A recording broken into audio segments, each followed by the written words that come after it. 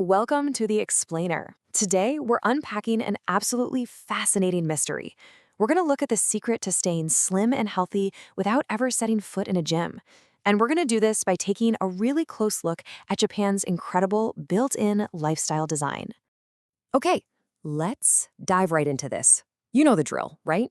You spend hours at the gym, you rigorously cut carbs, you track every single calorie on some app. But a few months later, you are right back where you started. So why does this happen?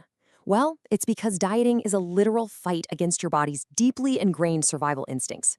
When you try to lose weight through sheer restriction, your metabolism actually actively slows down, and your hunger hormones, specifically one called ghrelin, absolutely skyrocket. And that leads us to a completely shocking statistic. 95%. 95% of diets fail long-term. Look, if you're feeling diet burnout right now, your feelings are completely valid. This isn't because you're lazy or you lack willpower. Your body simply doesn't care about your summer beach goals, It only cares about survival, and it is biologically wired to fight back against starvation.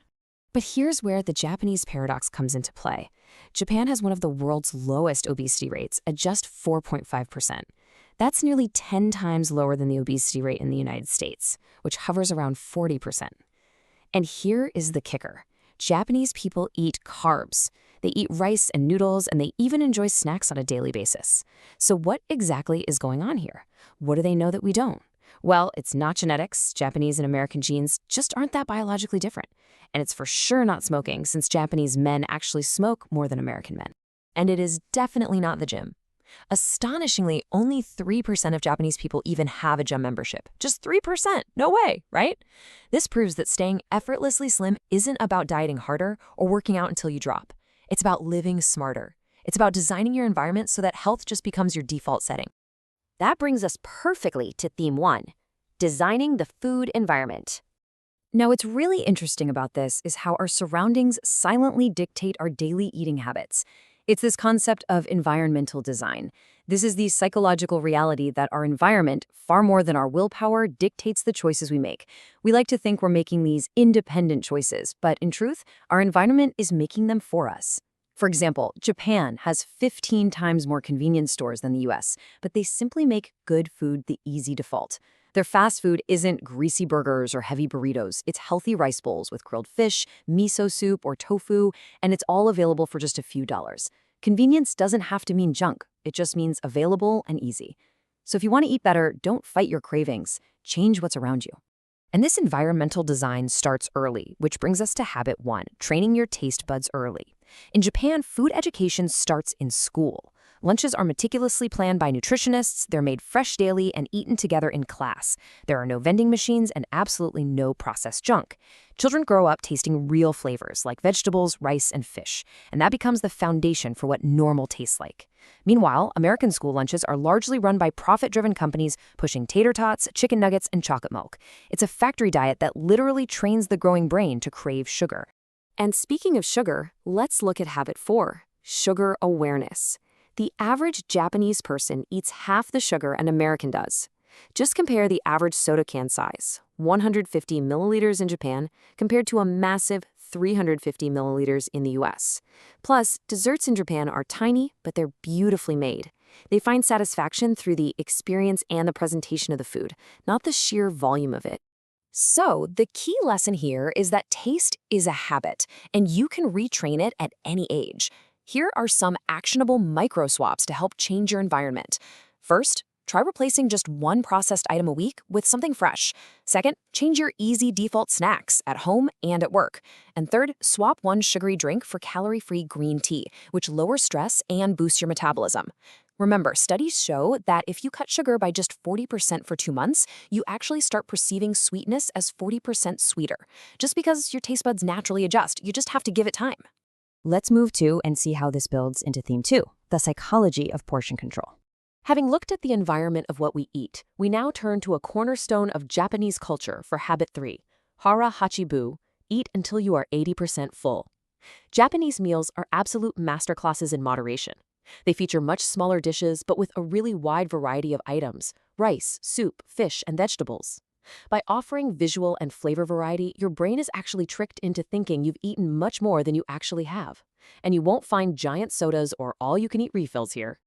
Western psychology backs up this ancient cultural wisdom with a concept called unit bias. Unit bias is our psychological tendency to feel satisfied when we finish whatever is served to us, completely regardless of whether our biology is actually full. Because portion size directly shapes hunger, using smaller plates means you naturally consume fewer calories without ever triggering that painful, restrictive feeling of being on a diet. It's a real game changer. Next up is habit 5, structured eating. Most Japanese people eat 3 main meals at highly consistent times: breakfast before 9 a.m., lunch by 1 p.m., and dinner before 8 p.m. When your meals have a rhythm, your hormones follow that exact same rhythm. Predictability is discipline's quiet twin. It completely prevents random snacking, emotional eating, and those late-night binges. If your eating schedule is chaotic, your brain simply grabs whatever is nearby, which is almost always the worst option. Set fixed meal times, and you'll notice your cravings really start to calm down. And when you do sit down for those meals, you need habit 7, slow eating. Did you know it takes about 20 minutes for your brain to receive the signal that you're actually full? By eating slower, you give your brain the time it needs to catch up. Eating with chopsticks naturally slows you down, but if you don't use them, try these simple hacks. Put your fork down between bites, chew thoroughly, breathe, and just enjoy it. You're going to eat less and you'll feel so much better. Moving right along to theme 3, movement and meal mindfulness. And this brilliantly illustrates habit 6, known in science as NEAT. That stands for non-exercise activity thermogenesis. The Japanese don't typically work out in the traditional sense. They just move. They walk to the train, they climb the stairs, they bike to work. They build movement naturally into their day rather than experiencing the stress and guilt of going to the gym. These small, consistent daily movements add up to massive calorie burns over time. No guilt, just motion as a natural part of living. Finally, we have habits 8 and 9, respecting the meal. In Japan, people do not eat on the go. There are no phones, no endless scrolling, no multitasking while eating. Meals are treated as a moment of respect, almost like a mini ceremony. This mindfulness changes absolutely everything. When you eat slowly and intentionally, you reconnect with your body's natural signals of hunger, fullness, and satisfaction.